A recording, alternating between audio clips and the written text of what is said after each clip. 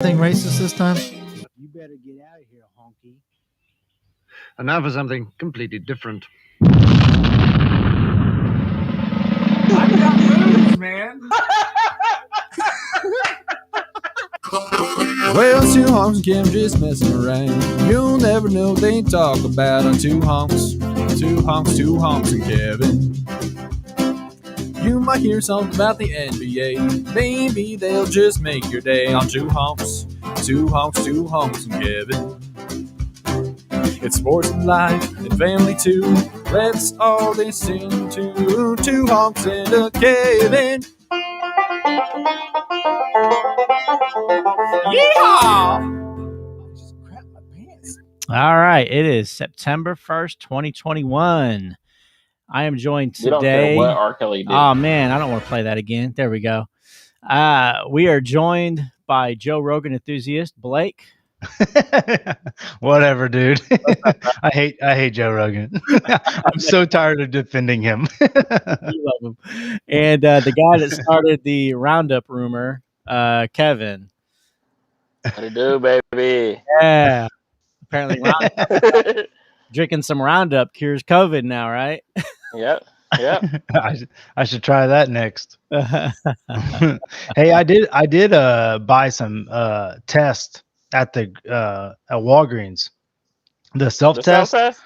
Yeah, which I didn't even know they were. How much did they? I've heard about them. How much did they run? I got lucky. There was one left, and it was $24, and it came with 2 tests.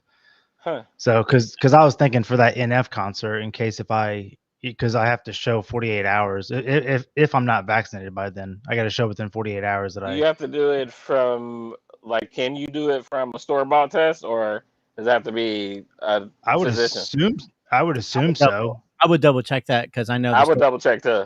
Yeah, it's really? known that store-bought tests are not as accurate as what you would get at the doctor's. Well, of course, there's always. That's the nature of the beast. I mean, Right.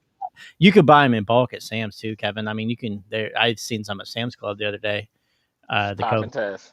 Yeah, See, I would think that would be. I mean, I get it. You probably would rather have a professional doctor or whatever than just because it could get to the point where it's like. You're picking them up at Dollar General, like $2.99. So I understand the authenticity of it or whatever the right word would be for that. But but then again, I would think that they would encourage people to always I literally was like, I'm gonna have this on hand in case if I start feeling sick, then I can just pop it because I get allergies real bad anyways. And when I came back from Florida, I hadn't taken any allergy pills or anything. And I was there in Florida.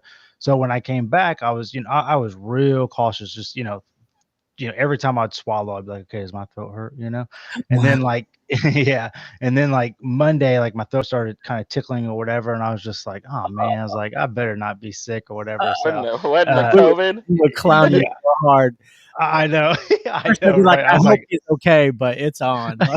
Yeah, I know. I was like, I will never let the guys know.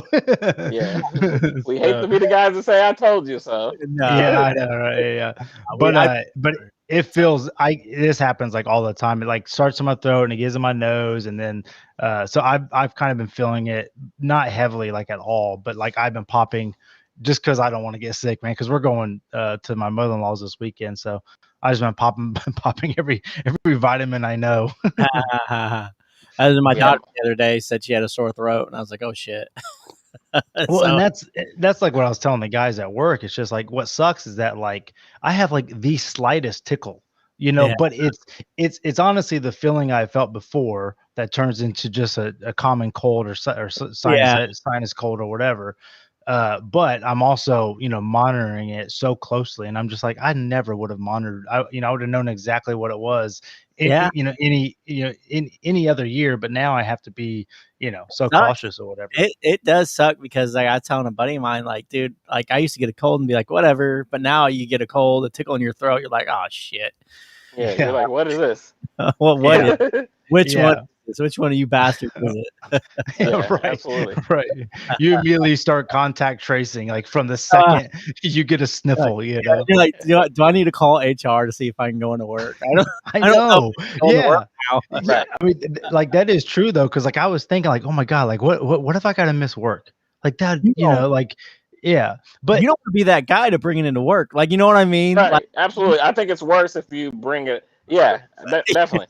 but here's the thing though. Here's the problem now. It doesn't even matter if you're vaccinated or not, because you can still transport it.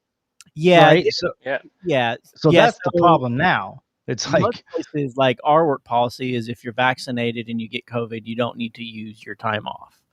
If you are not vaccinated, you need to use your time off. That's weird. And then also, so this is your PTO, hold correct? on. Why? What? Why? Like what's that? Why? Because if you're, I mean, if you're like not I said, vaccinated and you get COVID and you're sick, they want you to wait the 2 weeks. You take your PTO. They will not pay for you if you not to get the vaccination. But if you are vaccinated and you get COVID and you still have all the symptoms and you can carry it and you can give it to others, it's okay to come back to work. If you're sick. So I think there's a misconception about the carrying it part, even though you're vaccinated. The you can carry it, but the incubation period of carrying it is much less if you're vaccinated by a few days at least. So I mean, it is true. You can technically still pass it on, but I think if I read correctly, it's about 2 to 3 days difference of if you have the vaccination. So still, I mean that's. But that's just the side benefit of a company wanting you to get your vaccine, right? Like it's a pro to the vaccine. If I get sick, I don't have to take this from my PTO. But if another person gets sick, but how is that right? How is that right? They can do whatever they want. So it's their business. Here's the policy of it, right? The other end of it we have to look at is insurance, right? You say, right? Insurances are about to jack up companies. Like they're about to fuck companies up because you're talking about people needing 2 months worth of hospital stays if they get COVID and they're not, whatever vaccinated or not. For the most part, it's unvaccinated people needing to have these lengthy hospital stays. So because of that, I can guarantee you these insurance companies are going to talk to these businesses that have these group policies and are going to say, if your people are not vaccinated, we're jacking up your insurance rates from X to X. And either you're going to pay for it or your employees are going to pay for it. So what do you want to have? A COVID vaccine policy or jack up your insurance rate policy? It always comes down to the mighty dollar. It does. It does. I mean, but and this is why I told you this from jump. Like, I feel like I didn't get the vaccine because like it was inconvenience to other people. I was getting the vaccine mainly not to get inconvenience me. You know what I'm saying? Because I knew it would come down to this. You get what I'm saying? It's the same way with smoking. Like, right? If you're a smoker, your premiums are higher. Yeah. Like there's other things, your premiums are going to be higher regardless of it. Right. Because it's the game within the game. Because I had this thought this week.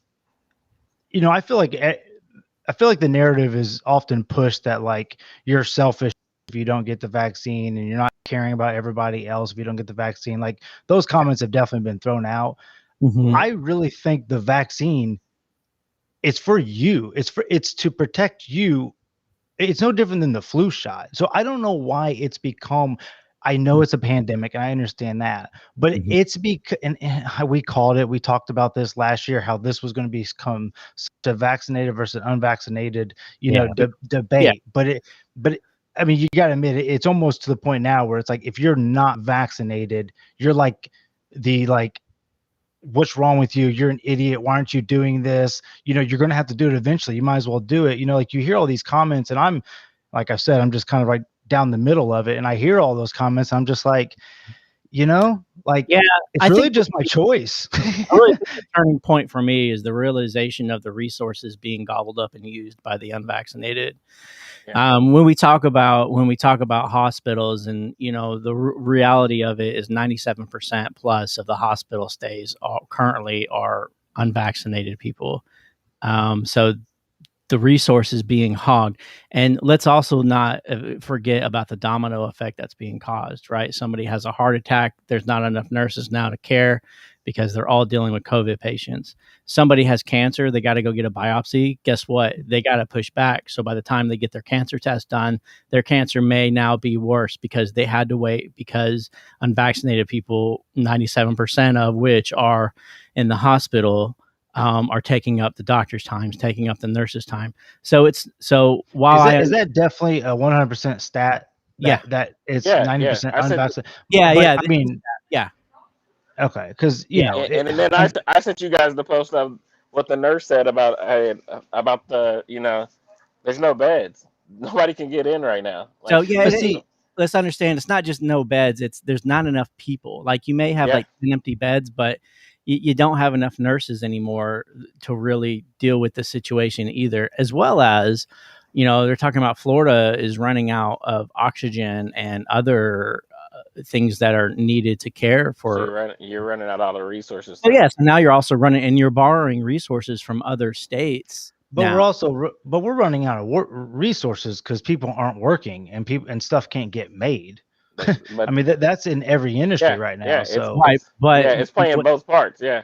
Yeah, and you wouldn't be using those resources though if, and I mean, it is what I mean. That's really was the turning point for me, is the realization of resources being used by X people that have made this decision now is domino affecting other people that did make B decision, and now things that have nothing to do with that decision are being affected.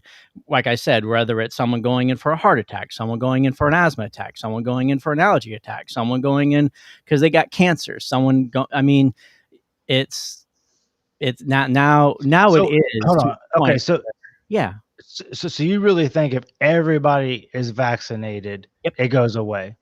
It doesn't go away, but the resources being used is far less. I think Richard is saying the we part, like the helping people and the like let's get this number down so we don't have to use those resources, right? As much now, of it. Mm-hmm. Yeah, but I'm looking at it as the me part, like the selfish prick part, right? Right. Like, I'm looking at it as, Blake, you got to be inconvenienced and worry about this test to go to the NF concert, right? That's the me part. The me part. What if my company says, "Hey, your benefits are going to be taken away, or you're going to have to pay, up to $4,000 for a hospital stay because we're not going to pay that part." That's the me part to me. The third me part. What if I go to the hospital, one of my loved ones go to the hospital, and they can't get in because people aren't vaccinated? Like, I don't want to go there. Like, I don't want to go there for cover because they might not get to me. That's the me part. I look at it as a me, selfish prick part. Like, to be honest with you. Well, and honestly, that's where I got to in my thoughts this week, because it is to protect me. Because if I can have the shot and still get it, if I can have the shot and still give it, then it's simply just to help me for when I do get it, if I get it, to protect my health. So then I go, okay, am I in the demographic of who it affects the most? I'm probably in the middle. I for sure don't want it. And I had this talk with my parents, the other day. It's like, in a way, it's like the government is trying to be our parent and saying, hey, this is a medicine we have provided for you that helps with this specific disease. Right. But then there's, like we said, there's always all the other, opinions and thoughts, and who's, where's, follow the money trail, all that talk. Right. Like, so once again, it gets your mind, I guess. It's what I've always struggled with this whole thing, right? It's just it's all the battles of it, right? Some kind of way they're gonna make it affect you anyway, is what I've always looked at it as. Like, some kind of way isn't that what we are supposed to stand against? I guess, right? Because if we allow any of the cards. But if we allow them to give us something, and I'm not even against it. I'm not the guy that thinks that the government's just here to trace us, or I'm going to get some crazy side effects. It's more of the if we allow them to dictate our pay, where we can go, if we can go to concerts, if we can go to restaurants, if we have to wear, then it becomes you're being controlled by the government. And that's we've always been controlled. It's not increments controlled by the government anyway. But it's not really even the government doing it. Like it's the companies that whoever Live Nation or whatever is the one doing like, and it's Madison Square Garden saying you can't come into Madison Square Garden unless you're vaccinated because that company wants to protect themselves from other people saying, hey, I got COVID from you guys. Yeah, I mean, it's so tough. But are they being strong armed? I mean, you know what I'm saying? I think they're being strong armed by the consumer, because there's always that consumer that's like, hey, you didn't put me in a safe place. I got COVID.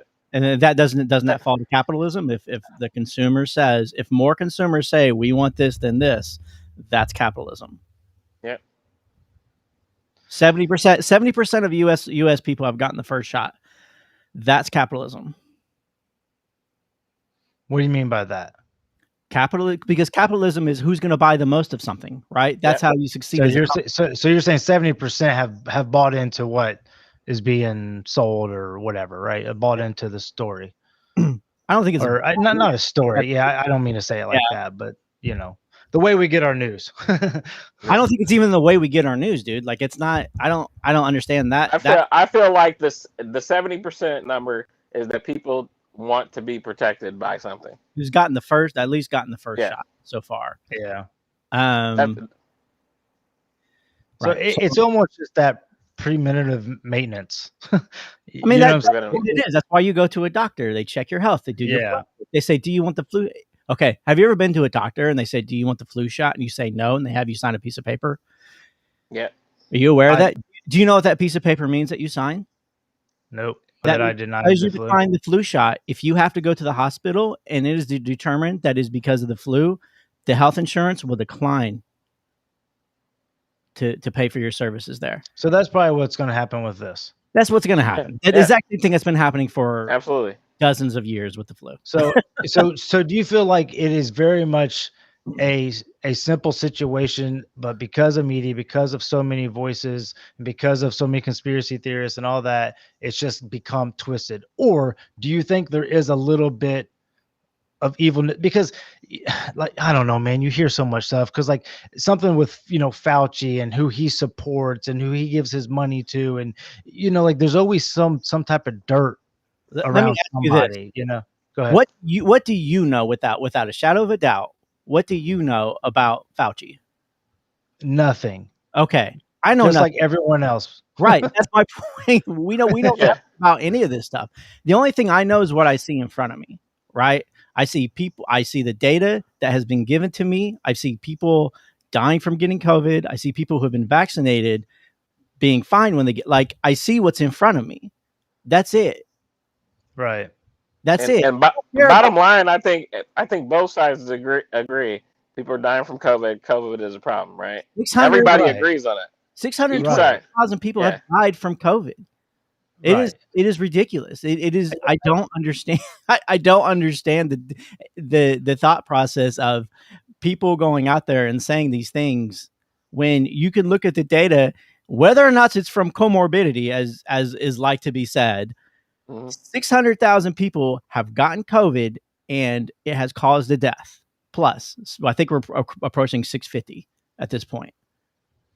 Right? That number of deaths is more death than any other single thing in U.S. history, whether it be a war. You can combine wars. COVID has killed more people.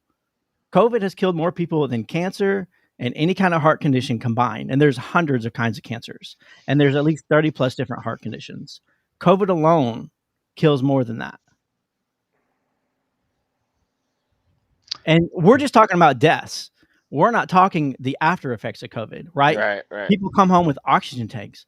People, I mean, people come home with brain problems because of the oxygen deprivation. I think that I read a statistic the other day. They said almost 50% of people with COVID have some form of long haul syndrome, whether it be asthma, whether it be needing oxygen, whether it be something as simple as taste. Now, and it may be too early for this, but what's the studies of those that are vaccinated and then get COVID? That's probably tough, right? See, that's the problem with all this, right? We only have a year of data for any of it, for even the cure. That's the hard part, Blake. Yeah, no, I mean, that is the hard part, is to say, well, we don't know. But what we do know, right, is the vaccine prevents major issues, right? For the most part. For the most part. It helps you fight. It helps you fight it better. If I can say this, how I'm thinking, I think this is where I guess my issue is that, like, I should have the right to be able to take the shot, and it shouldn't be so dependent on my job and my life, right? Because in the end, it is something to protect myself. So I should not have to inject something in my body that has only been out for a year. We do not know all the side effects. I do not know how it's going to affect me, right? Like, I should not have to. Like, I think that's the issue with the people that are so hardcore against it, right? And I think that's the part that I get tied up on. It's like, don't force me to do anything, especially if it's putting in my body. You know what I'm saying? Like, that's I mean, I don't disagree with the morality of it, of the question of being forced to do something. At the same time, it's the whole thing of, what do we do as a whole, right? I think that had more people taken the vaccination, right, and from the jump, I don't think we would be where we are today. Right. I think that's a huge problem, is that we have so many people taking all these resources because it's not, and a lot of it is. I don't think a lot of it is for pure reasons. But here's the other thing, though. Aren't we? I mean, it shouldn't be shocking that there's a large amount of people that are hesitant, right, on something. You know what I'm saying? Like, that's just human nature. No, it shouldn't be. No, it's not. Yeah, it's not shocking. Look, I don't. That's what I'm saying. It's not shocking. No, it's not, because, I mean, they say it's the 80-20 rule, right? They say 20% of the people do 80% of the work, right? That's so no, it's not shocking that a large percent of the people just did not want to take the skeptical. Yeah. Right. I mean, it's I mean, no matter what comes out, right? I mean, it's just I just think there is going to be a large group of people that are going to be like that, and that's almost understandable to me. I also think it was just the perfect storm. All this stuff happened during the election. People manipulated and twisted everything. Like, so, like, it became political. People. It became political. Period. So nobody knows if they're getting an honest answer or not. Like, I think if none of that happened during the election year, I think that you'd see more people getting it, to be honest. Yeah, it's so weird, because this is the same vaccination that Trump touted his whole presidency, like his whole last year. Yeah. It was all his vaccination that he was pushing through. This is Trump's vaccination. Don't be fooled. This is his vaccination. Yeah. And people are still afraid of it. People are still afraid of it. And even at that rally in Alabama where he told people to get vaccinated, then he got booed. They booed him. Yeah. I know. So now is it still political? Right. Like I say with my frustrations of, like, my head's clouded on it, because you hear 15 different, and it's not even podcasts. It's just, you can't go anywhere and not have this conversation. Anywhere. You hear it at least once a week. I mean, can't, if you're a normal person. It's impossible. If someone sneezes, you hear about it. Like, what? Yeah. Like, who sneezed? Go home. Yep. Yeah, it's just, and it's sad, because, like, I literally had that thought today. I was just like, because we were talking about it at work. I was like, what would we be talking about right now if this wasn't a thing? We'd be more productive. What'd you say? Afghanistan. Yeah, absolutely. Yeah, exactly. Well, we talked about that too. Yeah. I think I think go ahead. We might as well. That's a good transition. So we'll move on into Afghanistan.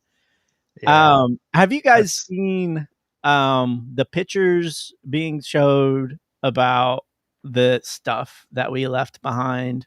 Yeah, I saw like the dog kennels and the helicopters and the helicopters and weapons and all that. Yeah. Is this when you tell me that you actually read into it and didn't just look at a picture and skimmed by it? Well, I know that first of all, the United States Blake's just like me. I'm just waiting for him. Like, I'll just get it from Richard on a Wednesday. Yeah. They're not going to leave. You're my new Joe Rogan buddy. Right, okay. Oh no. Oh no. Guys, turn this shit off. No, sorry. So the United States military is not going to leave proprietary technology laying around, right? Because that's a huge percentage of your war and how you win wars is based, especially nowadays. Ever since way back, we'll say World War II when we made the nuclear bomb, right? It was a technology race towards a nuclear bomb. Even before that, right? It was the military that had the best weapons that always won. So. Mm-hmm. We're not going to leave proprietary technology laying around. So what do you think they do when they decide we have to leave like 3,000 Humvees lying there? They're going to open up those Humvees and rip out the electronics. They're not going to leave the GPS systems in. They're not going to leave the radar system in. They're not going to leave the tracking systems in. They're not going to leave all that stuff in. Same thing with any helicopters, same thing with any missile launchers, any of that stuff. They're not going to let anybody get into that system and try to reverse engineer it. Right. So what you're saying is that anything left behind, you have to understand that it was stripped down. It was likely it was either A, stripped down, right?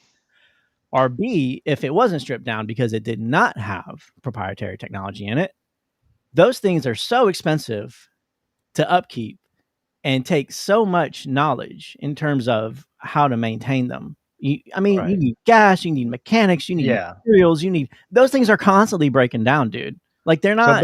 So basically, there's going to become large paperweights eventually for scrap metal. If they're not already. I mean, and how about the weapons? Was there ammo and all that as well? I mean, I don't know about the ammo. I mean, the ammo will run out. I mean, I don't know if we're super concerned about all of that, but I'd be surprised if they left a ton of ammo. Okay, so let me ask you this: so this country is so poor that they simply don't have any of this stuff. Is that, or I mean, those that are killing and murdering and doing all this god awful stuff, ISIS and Taliban, like they surely have money and power and toys, right? Or no? Most of their equipment is supplied from third-party people, whether that be Russia. They're basically just gangsters, right? I mean, they're just gangsters, right? Afghanistan itself is not kind of, so Afghanistan is a country, but it's not really a country per se. It's more of just a bunch of little sections. It's kind of like what America was before it was colonized, right? Okay. How you had, the Cherokee Indians and, the Seminoles and all that. They were not a nation. They were just a bunch of people with a warlord, right? So that's kind of what Afghanistan is per se. It's not a huge nation. It's a bunch of little different kinds of populated areas that have their own things going on. So right. They just happen to have major cities like Kabul and stuff like that try to oversee. Now when we were over there, our big thing was attempting to, teach them how to farm, teach them to open up schools, teach them to open up some hospitals. The attempt how to civilize, right? And I mean that's what we did for 20 years. I mean, it's not, we try to help them. We try to help them, but if you're not going to help yourself, then it's just time to dump and run. Unfortunately, and that it really, the whole situation sucks. Let's be honest. We've had 2 Republican presidents, 2 Democrat presidents in the presidency at the time this happened. So this isn't a Democrat Republican thing.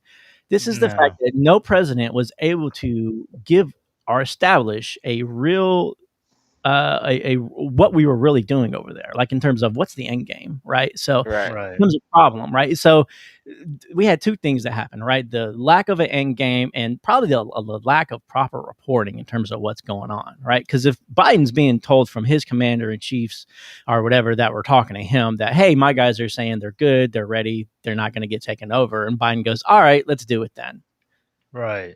What What is he supposed what, to do? what are you supposed to do? And that's the whole thing where I was talking about it last week was you don't know what the person below you is telling you if they're 100% true, right? Kevin, right? You're kind of management at your job, right? So if your boss goes to you and says, "Hey, how's your team doing?" and you say they're doing great, his assumption you're probably telling the truth, right? So so you want to tell your boss that they're doing great because it reflects you. Yeah, absolutely. Yeah. So it's in every business. And trust me when I say this, the military does not have an HR. Yeah, they're not running around doing surveys. How's my sergeant doing, or how's my lieutenant doing? They don't do that. So yeah, go ahead, Kevin. I think Trump quoted today. It was something like Biden did it wrong. He should have got the stuff out before, and then the men leave last. And like to me, it's just like that's when you're signaling that you're out. You know what I'm saying? And then you put your men in danger. So like I don't know if there's a proper way to do it, but it sounds like we've always done this. Like it's like we can't just pack all this stuff up and go. Like there's no big moving truck to put all this stuff in. You know, like so I really do get it, and I just think that it was going to be whoever did this, it was going to be a stain to them. But like in a sense, it makes sense to me if you can't take care or don't want to grow or whatever. Like what am I? I can't help somebody that don't want to help themselves. Right. But could you imagine the backlash though if Trump was still president? So the media would turn this. Let me just say this. This started under his presidency. This whole process started under his presidency. I get that. I understand that he was wanting to pull. I'm just saying, if the lives lost, the dogs I just saw that picture today. I don't know if that's true or not, but the dogs left behind. If it was Trump, dude, the news would just be all over it. the news is all over Biden, Blake. I mean, I can't turn on it without hearing them shit on him. Like it's absolutely. Yeah, I mean, people are scroll through. Scroll through Instagram. Sides? There's all kind of posts. Yeah, stay away from it. So why are people against the pullout? People aren't just the wrong way. They aren't against the pullout. It's just I don't think they understand. Pullout game week. I don't. I was waiting for it. Yeah. Go ahead, Rich. Don't ask Blake about pulling out. Oh. Hey. Shut up. I'm sure this time it's a boy. No, shut up, bro. No, that's not what that Florida vacation was all about. It was about selling some Pampered Chef. Yep. Carry on. We got distracted there. I think the big issue is the humanitarian side of it, right? I think for sure. When you look at it, it's like we feel empathy for these people that just, and it's the same way over there with a lot of these countries, right? A lot of these countries, it's the government, right? It's like you look at Iran, right? We are enemies with Iran, but the people of Iran are pro-Western. Yeah, they love Western shit. So it's like I'm stupid all this. So when you say pro-Western, what do you mean by that? They like our culture. We're Western civilization. Okay. They like they like Kanye West. They like that stuff, dude. So Richard, do you think it's because we have so much accessibility than we've had before to actually see this stuff going on? You know what I'm saying? Like I don't think I've ever seen all this associated to a war. So I think you're right where we're saying we have so much accessibility to see what's going on, and these soldiers are posting pics and seeing all that. We actually see it because I know this had to be done before. I know this had to be done before. Vietnam. I mean, Vietnam is a good example of us having to leave mid occupation attempt. We weren't necessarily trying to occupy Afghanistan, and I don't think we were attempting to occupy Vietnam per se. We were just trying to establish some sort of order. Same kind of thing happened over in Vietnam, right? So, and yeah, you're right. I think if Vietnam had happened today, it would be 100 times worse. In terms of what we see and everybody having an opinion, and to piggyback on that, I think that's that's another example. You know, we were talking about how, like, when you hear other doctors or scientists or whatever talk about COVID, you know, it's another opinion. Now we are seeing soldiers. I mean, I was seeing some stuff from Tim Kennedy posting, like, this is what's going on. I saw a guy talk on a podcast and that had served there for, you know, umpteen years or whatever, and was like, listen, like, I don't think we should have pulled out, but America has no idea what it is like there, and the media is lying to you. And you know, so when you hear this stuff, you're just like, you know, it's almost, you know, relevant to the COVID stuff. It's like, what's the truth? What is going, like you said, Kevin, like, I feel like I've never heard about this stuff when it comes to war, but now you feel like you're closer to the inside of what's really going on, you know? Absolutely. Yeah, I think it's all a game, right? I don't know, to keep you hooked into whatever media you're trying to watch. Absolutely. Yeah, that's what's scary.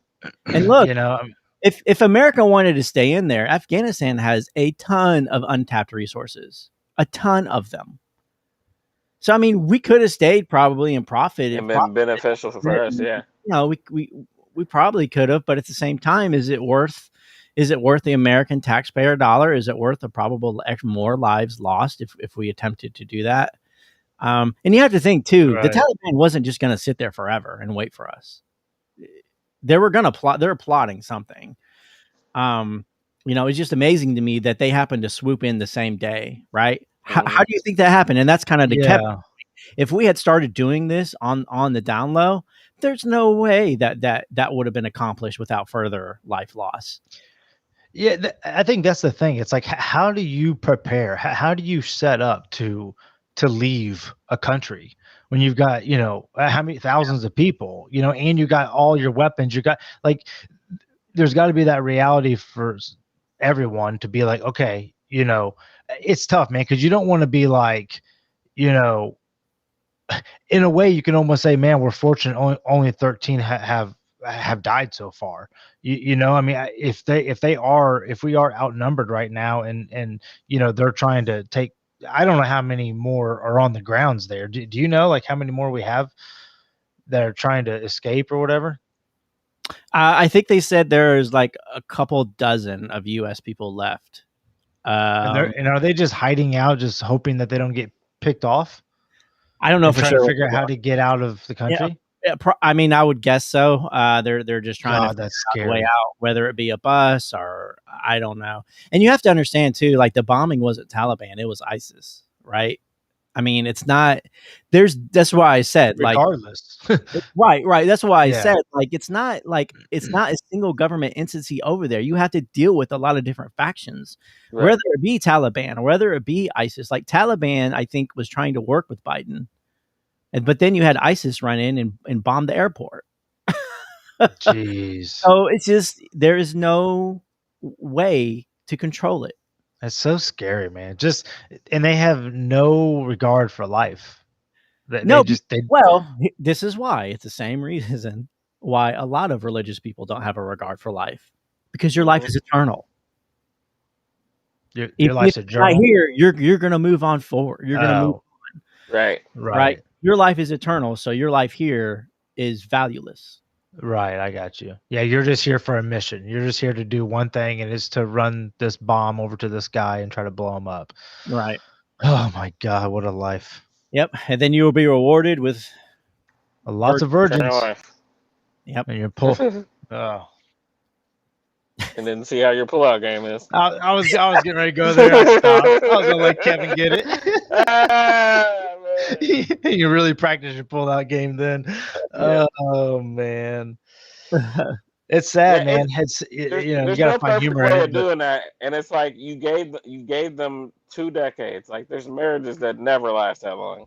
You know? For real. Like, it's like I helped you. Like, there's no clean wash of hands with that whole situation. For anybody, Republican or Democrat, anybody, you're like that. They would have pushed the narrative of it being wrong, you know. Like I'm kind of like staying back on this one, and like it's hard. I mean, the human aspect of you is like it is. And look, I feel for that whole country, because we were probably helping a lot of people. Now there's gonna be a lot of people that have to go right back to the hell that they were living in, and that's hard. That's really sad, but listen, is it because we failed as a country to be able to provide, to be able to help them more, to, who knows? But I say that, but listening to that one podcast I was mentioning earlier, that like you were talking about how we were trying to build schools and stuff for him. He was like, you would be building a school for them, and you're driving there to do something for the school or whatever, and they have snipers on you, and they have a car that blows up next to you trying to kill you. Like, you're trying to do good for them, and they just don't want it. Like, you're not welcomed, and that's unfortunate. I think that's the sad reality of it. Right. Yeah, I mean, I think the other two, is resource allocation, right? It's like you're there for 20 years, you spend all your resources, you spend all this taxpayer money. People are frustrated with the amount of money being spent by the military. Yeah. So this is kind of be the process that has to be taken. Things like this. That's trillions of dollars that can go back into our country. Yeah, I mean, but is that selfish? Like that's the hard part. Like now you become selfish. But then again, we try to help you. We try to help you. We gave you 20 years. It can't give you much more. Like, what else? Yeah, I mean, that's the reality of it, I guess. We got homeless here, and yeah, exactly. Take care of our own at this point. Now. Yeah. Yeah, that's through interesting, a pandemic, man. Yeah, through a pandemic, while hurricanes happen. Yeah, no kidding. Shout out to my boy Chris Jones, who's in Dallas, Texas right now. He's been without power and all that. So I've been trying to get that dude to move. I'm like, how long has he been without power? Last time I talked to him yesterday, and he was still out. So I don't know when it went out. It was probably the day it hit. What is today? Wednesday? It hit I think it Monday. Tuesday. I think Monday. I think Monday is when he was getting the heck out of town, either Sunday or Monday, whichever day it was. So he's with his girlfriend. So he got out of town and went to Dallas. Yeah, so he's in Dallas, which that's where my cousin Derek lives as well. They actually met up, but him and his girlfriend and her mom, and his girlfriend's kids all took off. So and I think his girlfriend's got family in Dallas, so I think that's where they're staying. So yeah, man, crappy situation, obviously. Yeah. Imagine have to just get your family and just leave. Like, hey, I don't know if we have money or anything. Like, it's just like a non-plan. You know what I'm saying? Like, it's just like it's anything like that. It's like, the three of us, we're enjoying this beautiful weather, we're enjoying our day, we're doing whatever, like we're happy. But meanwhile, it's like you got a state that is just stressed out. Frantic, don't know where to go, jobs lost, money's gone, savings gone, valuables are gone, cars are gone, mobile homes are gone, everything you worked for is gone. It's underwater, it's destructed, your insurance is going to go crazy. The rest of your life is, I mean, you talk about, oh dude, it's so depressing. This podcast is depressing. I mean, from a personal standpoint, I mean, doesn't it make you feel like, man, I got to be careful what I bitch about? Like, you know what I mean? Seriously. Like I was on my deck and flip flops Monday cooking brats, and man, other people were pissed off or were getting their shit kicked in. Yeah, right. Just hell. Just life is beating them up. I had a buddy texting me, mad that his Xbox didn't arrive on time, and I'm like, all right, like, dude, do you know what's going on in the world right now? There's a whole bunch of people not getting Xboxes right now. I have a clue. Right. It's so sad, but so true. Because in the end, Richard, and we all agree, we're in our bubble. We are. We allow everything else in. We allow what goes in. But in all reality, we are in this bubble of life. And though in the end, it's all these little connections that we've made, But we don't spend enough time on the connections we've already made. We spend so much time, I guess, listening to other stuff or being entertained, elsewhere. But out of sight, out of mind. Yeah, man. What would make like? I just don't get it. Like, all right. We just got flooded out, hurricane. Like, why would I move back? I don't know, dude. I tell my boy Chris all the time, like, come on, man. Yeah, I just don't understand. Get out of I don't understand that portion right there, especially like now where anybody can get a job anywhere right now. You know what I'm saying? But, you say that, but that's not easy. if that's where you're born and raised, that's where all your friends and family are. That's where your job was. That's your culture. Yeah, that's home, man. Like you know what? Yeah, it floods here from time to time, but guess what? It's great all the otto times. I love it here. So then you forget about it. Hey, it just sounds like it smells musty to me. Oh, it's got to. It's got to smell like beer, piss, dead fish now. A little bit of deodorant on your nose when you go out, so you know. Right. Yeah. Yeah, exactly. Yeah, I've visited. It's actually a pretty cool, state, but man, as far as weather, it's not a safe place to be. No, absolutely. Yeah, I couldn't do it. Could not do it. Nope. Oh man, what else going on? Did you watch the Jake Paul Woodley fight? I watched it after. I watched it the day after, man. So man, like. So did you watch any of the build up? Did you watch any of the build up? Did you get into it at all? I watched some of the interviews that Ariel had. Okay, and that got annoying to me. I don't like them when they're going back. The individual interviews are great, but when they're going back and forth and trying to sell the fight, that stuff annoyed me. I felt like it got me more into it on this one. And that's why they do it. Yeah, but go ahead. Because I honestly think that the only reason I watch is to see who's gonna knock out Jake Paul. Exactly. To be honest with you, but that's like the ticket. and like I feel like every fight up to now I've hated on Jake Paul, and I'm like, hey man, get your money, dude. You know what I'm saying? Like after this one, I'm like, hey, you're doing something that like I told you earlier in the week. They fought at cruiserweight. Nobody could name on this podcast who's the cruiserweight champ right now in boxing. No. No one knows any of the boxing champs. There's like three people that anyone knows: Canelo, Mayweather. Pacquiao fought the weekend before. Nobody talked about that. Yeah, and got beat. No one talked about it. You're right. Yeah, you're right. Yeah. So that's what I'm saying is like they're making this relevant. They're doing something right now that boxing can't do. And honestly, I feel like with these fights, they're doing better than the UFC is doing right now. I heard a little thing that did kind of make me raise my eyebrow a little bit was that what's his name? His name Jake Paul? Is that his name? Yeah, that's who just fought. The one that just fought. Hey, Jake Paul actually gave up some of his money to pay the lower card fighters to make sure they got paid more. I like that.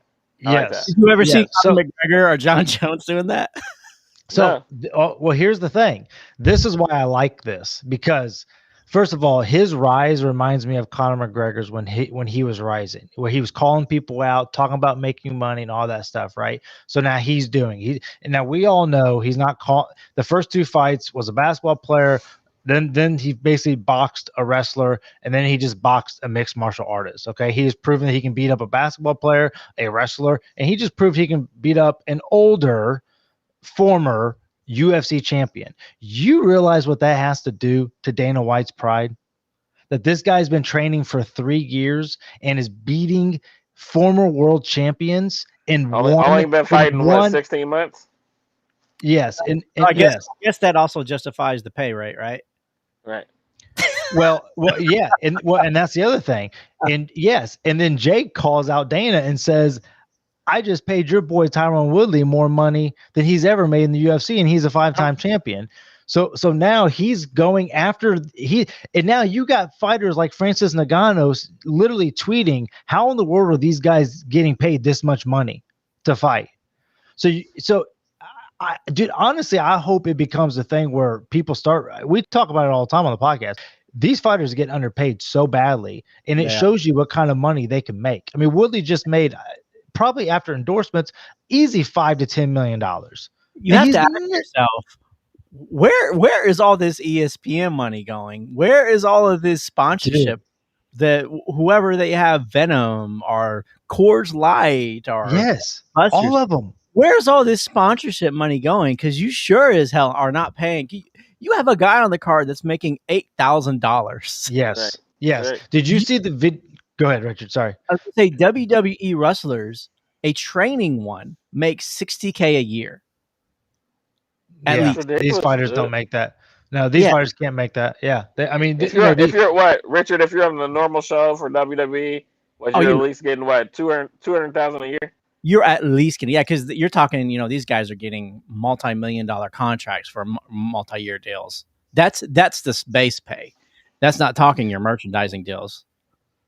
Now, here's a thought.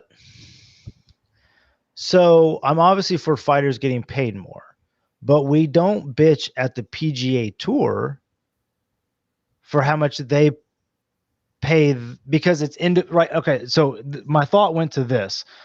The problem is you can be a 8-0 fighter coming from Indiana, fighting in local leagues, and you finally get a contract to the UFC, right? Mm-hmm. So look, if you're the janitor, so to speak, of the company, you're not immediately going to give this guy $100,000 or $300,000, right? Like you're gonna have to work his way up. No different. This is where the golf reference goes to. No different than the guy that finishes last. Like, sorry, man. Like, I know the PGA Tour made, whatever, 10 million on this weekend, but here's your 10,000. I don't know if that is a good comparison. Still more money than a UFC fight. Right. But yeah, I mean, it's the fact that to me, it's the whole sponsorship thing that just pisses me off. Like they can't, like they literally are wearing stuff. They are forced to wear something, and they're not making any money off of it, or little money off of it. Oh yeah. Yeah. And then the value of the business is like, what was it, like $2.7 billion? I mean, they are a major sport now, and they're not paying their employees like they are. Well, but like you said, Richard, where's the money go? Where's the money going? Like, yeah, where's the money going? I don't feel like it's that expensive of a presentation to put on. Do you know what I mean? No. It's not like blowing up fireworks and having huge displays. You throw up a cage. Some people come in, two fighters. You pay a production crew, and that's it. Yeah, and there's obviously a lot that goes into it, but there's a lot more. Yeah. But I mean, I think we're comparing it to WWE, right?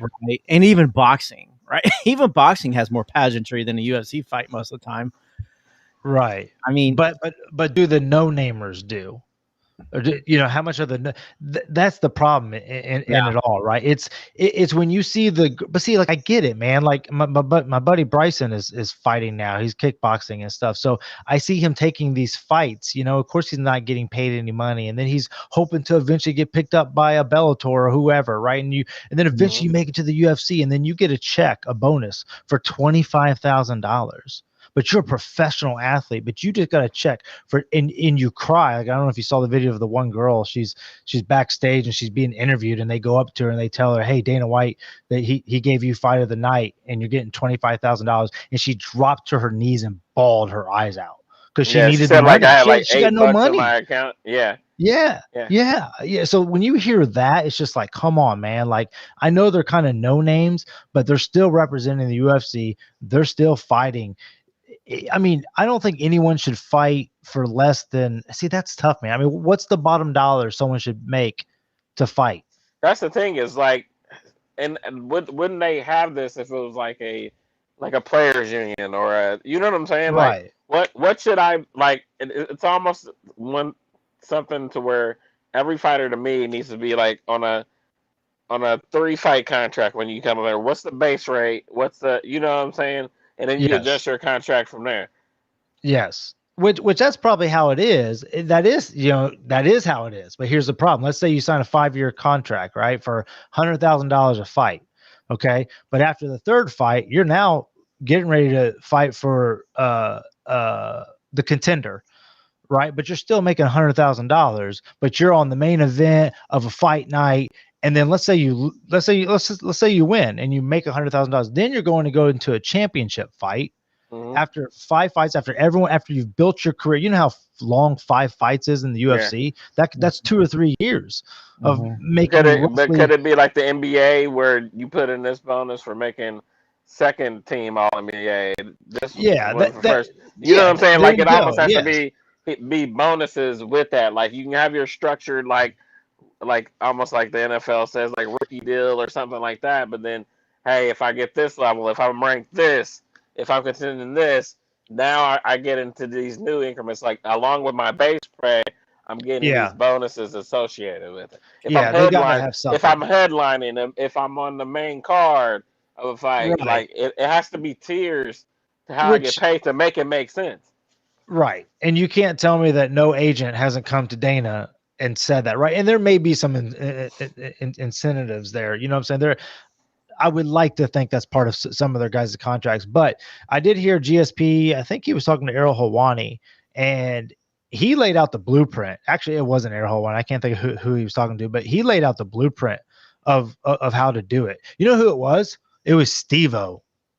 He was talking to Steve-O out of all people, and he laid out the blueprint on how to do the contracts and how he ended up making so much more money. His thing was he goes, what would happen is that if you had a 3-fight contract, after your second fight, Dana White would come to you and say, you got one more fight left. We're willing to extend your contract for, X amount more fights, yada, yada, yada. Right.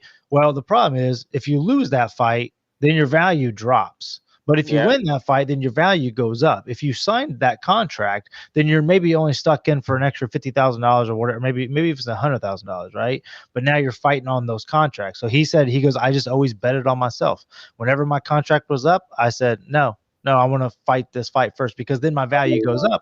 And now I can come to you and say, you got to pay me this much because I just sold this many pay-per-views, yada, yada, yada. So, but you got to win. That's also risky too, because I would want my guaranteed money. You know what I'm saying? Right. But I mean, look, it's the fight game, right? You're betting on yourself. But here's the deal though. There's other organizations you can go to that are proven to pay good money. You don't hear any of the fighters from Bellator complain. It's only the UFC fighters. Now, granted, you don't hear from the Bellator fighters either. That's an issue in itself, right? It's just not as, it's just not as well known or whatever. But the fighters are still just as good. There you go. The AEW of MMA. I know. AEW is starting to catch up. Yeah, it is. Yeah, hey, there you go. See what I'm saying? Maybe they're paying more. Maybe they're getting better fighters. They got CM Punk. Daniel Bryan's supposed to show up soon. Yeah, man. Those are like. But then all those guys got cut from the WWE, right? They quit, dude. Because they're sick of it. Yeah, I mean, Punk hasn't wrestled in 7 years. There you go. And then Daniel Bryan, he wrestled like earlier this year, but his contract went up, and he's like, "I'm done with you guys." Yeah, and decided to go elsewhere, and they're bet on himself. Yep, he's going over to the old competition. So, man, I'm excited. There's options, I mean, that's the thing. There's options for people now. Yep. So we'll see what happens. Yeah, I really, the whole pay in the fighters is just, how can you make a living being a fighter? Because like you get $15,000 for a fight you win. Let's just say you get $15,000. Not that that's a great pay, but then you have to pay your staff, right? And don't you have to fly your guys down? Like they'll only pay. Yeah. Like you have to pay for your own equipment. You have to pay for your own training. You have to, and gym memberships ain't freaking cheap. I can only assume what a MMA gym membership is going to be like, especially if you're going to get a top tier one. Do you guys think that they probably calculate that off top? Like, hey, we'll train you for this camp, but this is how much you owe us. But and they probably know what their contract is out of your contract. We know you're going to get paid this. There's a lot of trainers that won't charge. Okay. For especially some of the lower level people. But is it for the infamy, because they know, hey, if I have a UFC fighter, I can sell myself. Yeah. I can sell more. Yeah, I think it's that. And I think they just know that it's expensive. Or I think you're right. It's probably more of like, hey, you just come and train here. I see your talent. I want to train you. You're going to make me look good in the end. Maybe it's one of those things, or it's probably their way to be like, listen, I know you're about to try to do this full time. I know life's expensive. I'm going to waive your fees. Let me coach you. I'm sure that's probably it. And they probably make more money with saying, hey, Richard trains here. Come and train with Richard. You know what I'm saying? Like doing camps at their places and stuff like that. Yeah. Or they just see that talent. They just see the raw talent in someone and they're like, hold on, we need to make you a full timer. You've got what it takes. And then, they become because I hear it all the time. Like whether it be Shab says it or Errol Hawani or whoever, they'll be like, man, they keep talking about this guy in their gym right now that's just a killer, and then next thing he's 5-0 in the UFC or whatever, So yeah. I mean, it just boggles my mind. Like the whole athlete pay thing is boggling to me. Like whether or not it's a guy that gets paid $300 million to play gym all day, or if it's a UFC fighter who I think is far more deserving of a big paycheck than a basketball player. That's just my personal opinion. I feel you get the shit beat out of you, literally. Right. Yes, exactly. And the bottom line, and they have no health insurance or anything like that. And they have no future. Like it's stupid. It's literally stupid to be a fighter. Yeah. Like there's out of all the sports, and honestly, you know what it is in a way? It's a lot of like ex-athletes fallback. Yeah. I mean, even Brendan Schaub. I mean, he was a football player, and then he was like, well, I might as well try. And he did jiu-jitsu, and he was like, well, I might as well try fighting. And then he became a top 10 heavyweight at some time, at one point. That's a good point. Like if all you do is you're a kickboxer or if you're a wrestler or something like that. Yes. Yes. I grew up doing karate. Well, now there's karate. Now I can do boxing. Now I can do wrestling. So, I think the sport's still got, some years to grow. I mean, we're just scratching the surface. I mean, remember when we used to think no one could beat Chuck Liddell? I mean, just hold on. I was a Rampage fan. Oh, snap. But I mean, just it's progressed so much, I mean, John Jones has improved the sport, and Usman has improved the sport. Everybody improves it, but that dude gonna come back, Jones? Dude, I don't know. But see, he's another example. He's like, hey man, pay me. You want me to put my undefeated record on the line and move up to heavyweight and fight this monster? Pay me. And the UFC should pay him and make it the biggest fight ever. What are you doing? But that's the thing, dude. That's the thing. They don't care. They already made their money. If John Jones fights or not, it doesn't matter. They've got their billions of dollars. It does not. I'm telling you, man, them signing with the ESPN was the worst thing for the fighters. They have zero say. Zero say. It's such a monopoly, man. It's actually sad. This is what I was going to say. All other sports are 50-50. NBA is 50-50, apparently. The 50 goes to the teams or whatever, and 50 to the players. If I remember right, it's like 20-80 or something like that for the UFC. Or like, I mean, it is so it's so bad, man. With that said, I can't wait till the next pay-per-view.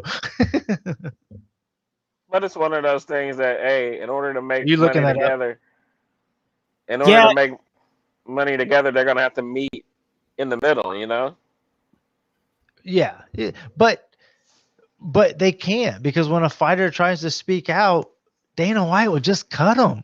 Like, it's just crazy. Yeah, the UFC just has that leverage because they're the most popular right now. That's how I see it. Right.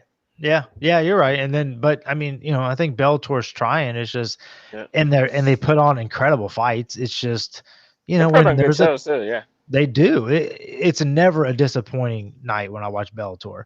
But but actually, I think they're on. Are they on Showtime now? I think they're on a station I don't get, so I don't really see their fights. But anyways, got me all worked up. Yeah, I thought it was less than what you said. I thought it was more in the single digits, Blake, but I can't. Oh, really? I can't find the data.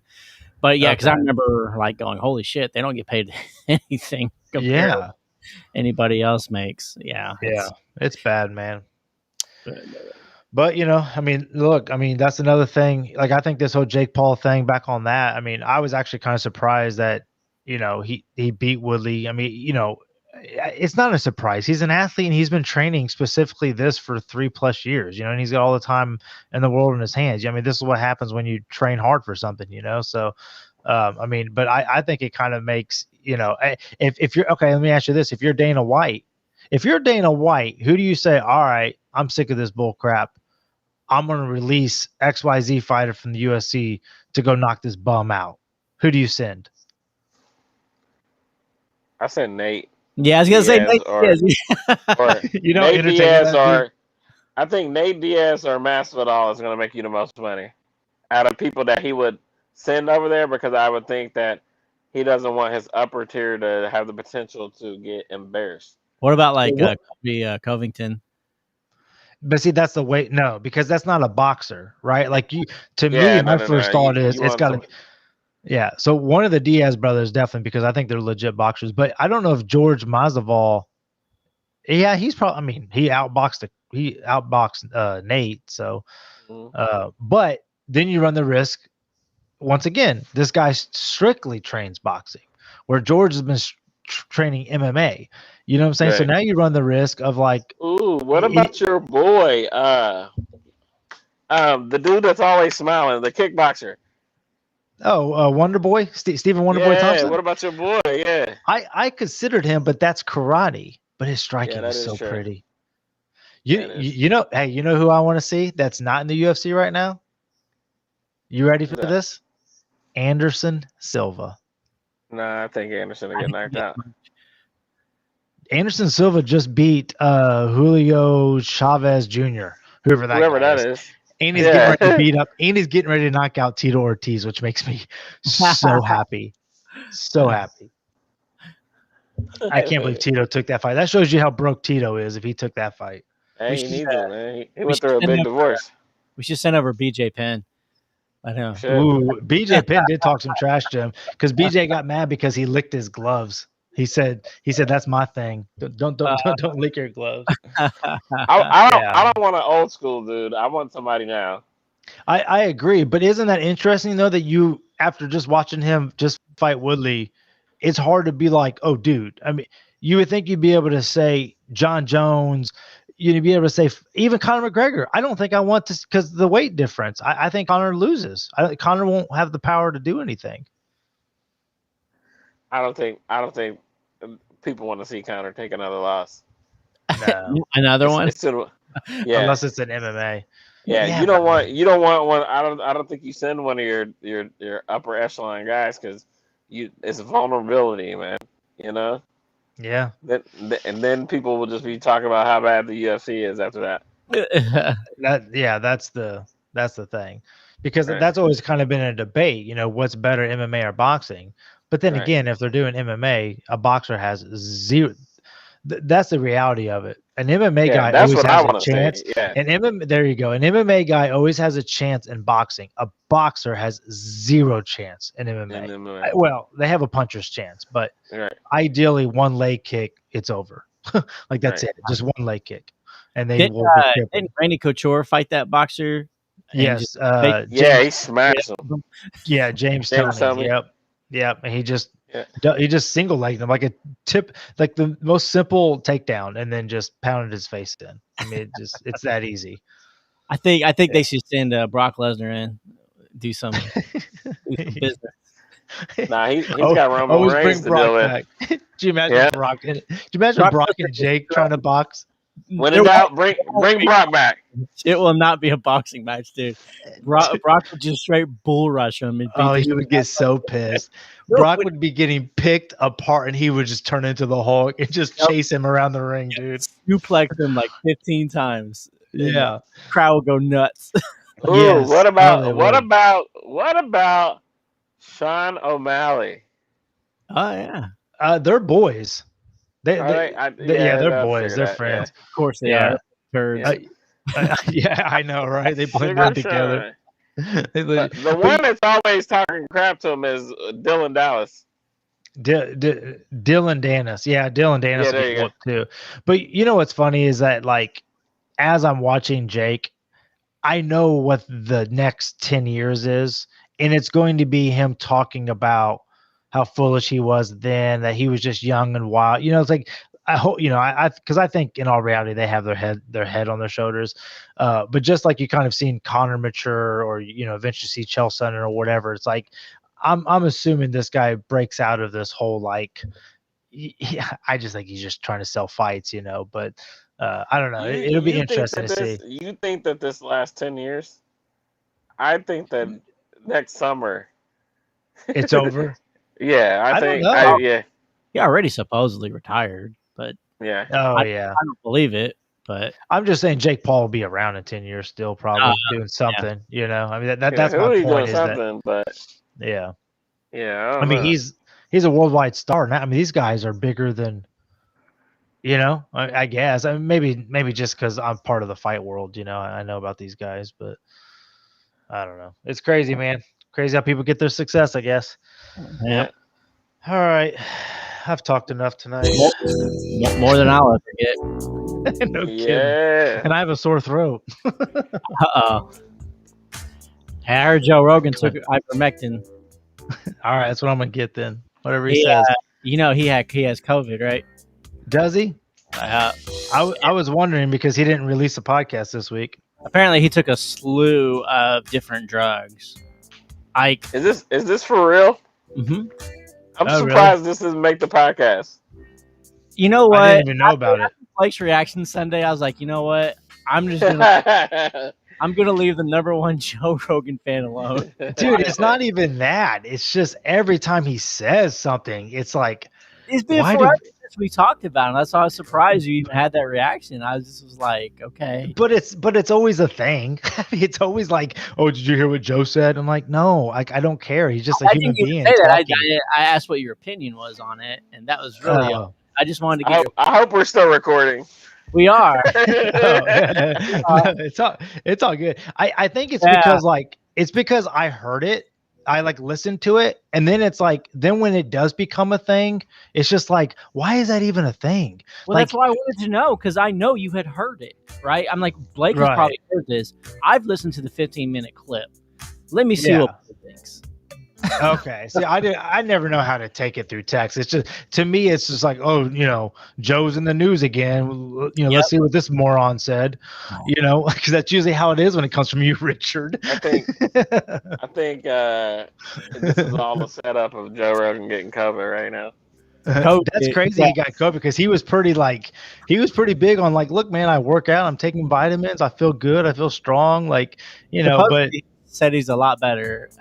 He took a ton of medication. I'm like, you have access to all that medication, dude. He's like, he took like an IV drip or something, and like of course you did.